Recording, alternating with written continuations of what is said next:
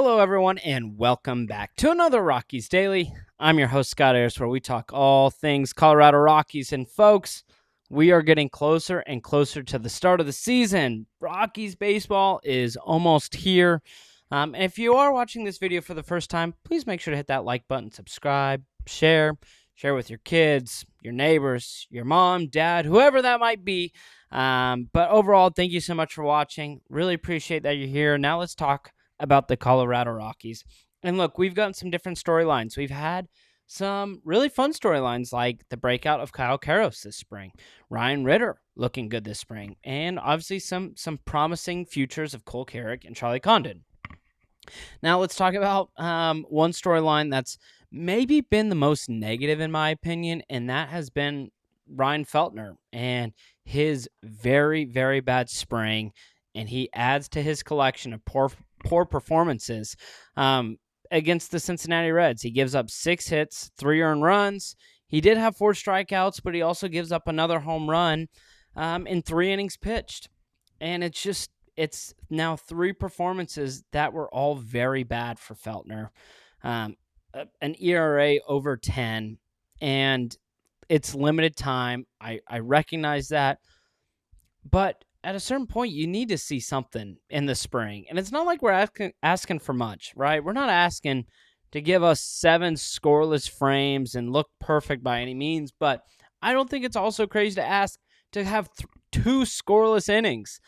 And we just haven't gotten any consistency from Feltner so far this spring. And it just creates more questions and more uncertainty, right?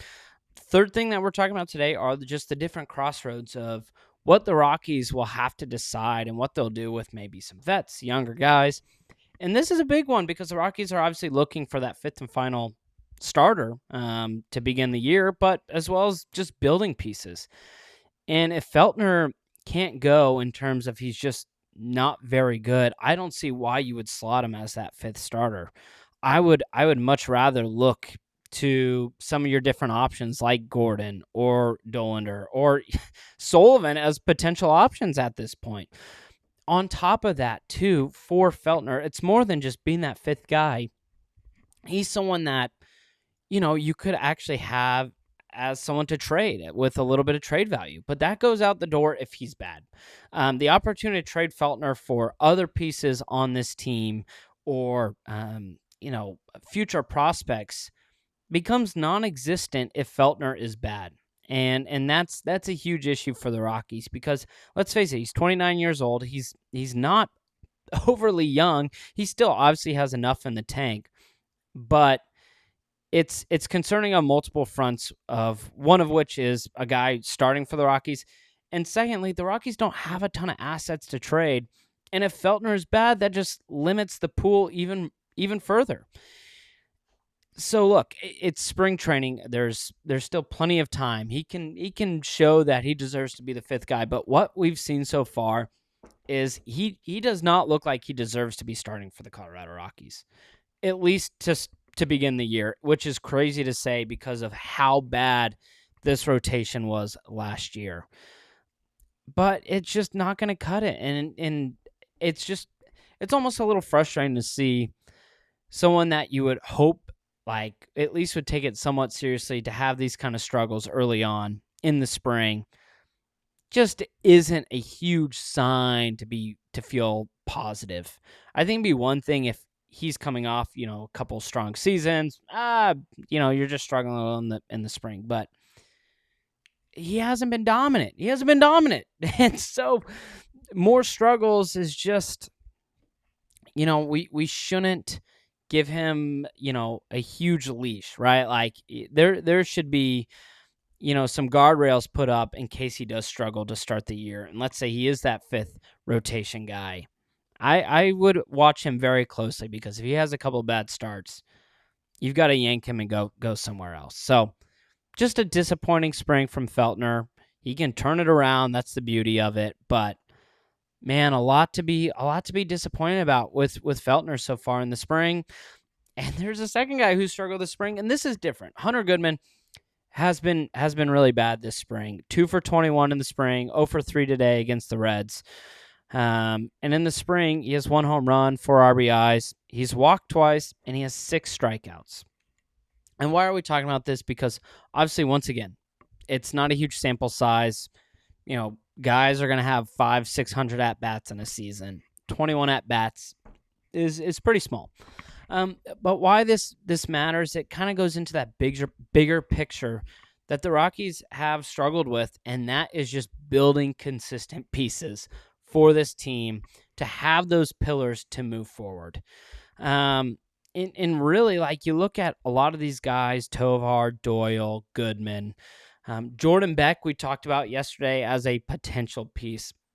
They just haven't stringed along enough seasons together to feel super confident, right? Like, you just look at a lot of these guys in the 2010s, Blackman, Cargo, Arenado, LeMahieu, the list goes on, right? Like, they string together successful seasons. And you could say, well, those were like the stars or superstars of the Rockies, but the Rockies need that. They need stars to step up. And to do that, you have to be consistent. You have to string seasons together where you look at and say, hey, this is a star for the Colorado Rockies. And we just haven't gotten that from enough of these guys. But 2026 gives that opportunity to Goodman, to Tovar, to Doyle, to show that they're stars and that they're building blocks for the Colorado Rockies. Now we go back and just focus on Goodman. Why is there a concern? Because Goodman was phenomenal last year. One of the best catchers in baseball when it came to performing at the plate. Was an all-star. He was great, and so I don't want to take away from that at all. But there are a couple of things that were a little bit concerning, and that was he had a bad chase rate, a bad whiff rate, and a bad strikeout rate. He also had a really low walk percentage, but he made up for that because his power was so good last year. Hit 278 with 520 slugging. So obviously there's some of these concerns, but he made up for it because he was amazing at the plate. But it is something to note going into this season is the consistency of Hunter Goodman. And really, this is about Hunter Goodman, but it's about really a lot of these guys, these young pieces as a whole, is starting to build just like consistent season after consistent season after consistent season, right? That's how you can actually start to produce a strong baseball team. But it's hard for a front office, and it's hard for managers when you get a guy who's great one year and bad the next. That's difficult. Mickey Moniak has fallen into that same issue, right? He had a good season with the Angels, followed by a bad season. And then he comes to Colorado and has a great season, at least at the plate. Consistency is going to be the biggest thing for the Colorado Rockies, and that's kind of the bigger focus here. The struggle in the spring for Goodman, you don't want to hold on to it too much, right? 20 at-bats is nothing. Guys go on slumps that could last 30 to 50 at-bats, and then they figure it out. The broader scope and the broader idea, though, is there has been a pattern of just a lack of consistency in the 2020s for the Colorado Rockies. Obviously, they've had their worst seasons in franchise history and back-to-back-to-back seasons. But how do you turn that around and how do you flip that is these guys that you trust in start to obviously develop that consistency. So it is an interesting time for Goodman and company. It's not just focused on Hunter Goodman. I just pointed him out because it was another tough day at the plate for him. And for Goodman, he has to be good at the plate because he's somewhat new in terms of being a catcher. And defensively, he's okay, but he's never going to wow as a defensive catcher. So what that means is they need really, really solid production at the plate. So it's kind of a grand scope theme of what we're talking about. And it kind of goes into the crossroads of the Colorado Rockies. Do you start vets or youth in the 2026 season? The Rockies made an emphasis to get these veteran players, to raise the floor of the Colorado Rockies. I look like I was getting people jacked at a football game or a basketball game, but you get what I'm doing. They're raising the floor. But But it also comes in a question of starting vets versus youth and when to do that. I think that's going to be a big question for Warren Schaefer and Alan Leichman. We kind of mentioned Ryan Feltner, but he would be considered a vet, but why would you go to that well if that well is dry? Like, why would you not look at Tanner Gordon, Sean Sullivan, Chase Dollander? Why not look at those guys to be potential starters? On top of that, the vets you did sign for pitching have had their fair share of struggles. Quintana is probably the most decorated of the pitchers that they signed, and he could be really solid, but Sugano had a really bad season in Baltimore. If he struggles, at what point do you decide to move on? I think that's going to be some of the decisions that this front office and this staff will have to make. It also just goes into some of the hitting that they got, right? Like, they went and got Jake McCarthy. They got Edward Julian. They went and got Willie Castro. And I think Castro of the bunch should be the best. Just overall, you look at overall game. But for McCarthy, he's expected to start. But what's his leash look like, especially if you think, Ryan Ritter, you could put Freeman in there, Zach Veen, are guys behind him. Same with in the infield, Cole Carrick behind Edward Julian. And so these are some of the questions that the Rockies will have to decide as they also look at their floor and say, how do we avoid what happened last season? Because there is a risk of saying, hey, we know these younger guys aren't as good, but they will be better down the road. Those are legit questions that the Rockies will have to answer. The hope is that they're just putting out their best lineup game after game, and the younger guys can surpass some of these older players. Jake McCarthy has tremendous speed and is a solid outfielder. His bat hasn't been great, though. And so there's actual room for younger guys to be better than McCarthy. Edward Julian, we've talked about at lengths, had a great first season and has been pretty bad ever since. There is a ton of room to pass him there and a lot of room at that first base position. But it's just broader scope of vet versus youth, especially when you're a young team and a team that has struggled. And there has to be a balance because the vets, I think, can help steady the ship and they can help provide maybe some longevity.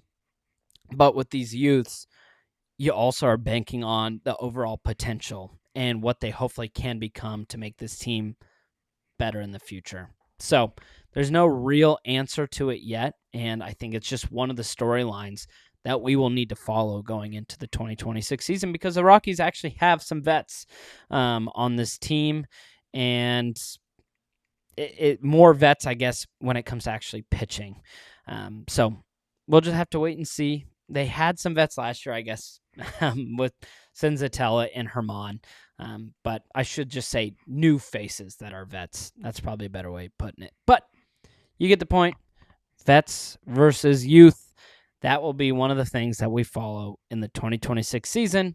But I figured we'd end on a positive note, and Brett Sullivan has been turning into a solid piece. He's been a lifer in the minor leagues, and he will probably start in the minors with Fulford and Goodman ahead of him. But he's been really solid at the catcher position.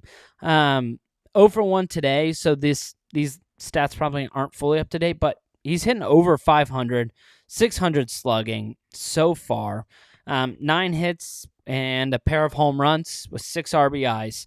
He's also walked 3 times, and most impressively, 0 strikeouts. Didn't strike out today against the Reds. He did fly out, but that's a really impressive skill that the Rockies desperately need, just because of how much they struggled at the plate when it came to striking out. So it could be someone that he fills in from time to time, and someone that could very much earn a role with the Rockies heading into the season. I think, again, he will start at the AAA level, but I think there is obvious room for what we talked about in the last segment for him to get opportunities to play at the major league level for a team that is really just kind of throwing stuff at the wall, see what will stick, and see who will kind of be building points for the Rockies. Sullivan is a little bit older. He's about 32 years old, so you're not expecting him to be a world changer for the Rockies, but having another nice depth piece you will always take, and you will always take it when you're a team that failed to win 50 games last year. So Sullivan has been a really solid piece in the spring, and he's one of the many stories that we have seen in spring training, like Kyle Karros, Ryan Ritter, and company, that have had really, really positive springs, and guys that you hope can take that into the regular season. Sullivan is one of those guys where what he'd be taking is probably earning an opportunity to play at the major league level. He was obviously signed with who knew what the intent would be of, hey, maybe there's a guy, he'll give us some innings at the AAA level. Now it's someone who could actually play at the major league level. So that's a positive signing, and if that does work out, you obviously tip your cap to Dave Podesta, Josh Burns, and company for making that move. But with that, that does it for another episode of Rockies Daily. I hope you like the show. Make sure to hit that like button and subscribe. Comment whether you agree or disagree. Regardless, I really appreciate you watching. I hope you have a wonderful day, and I will see you tomorrow.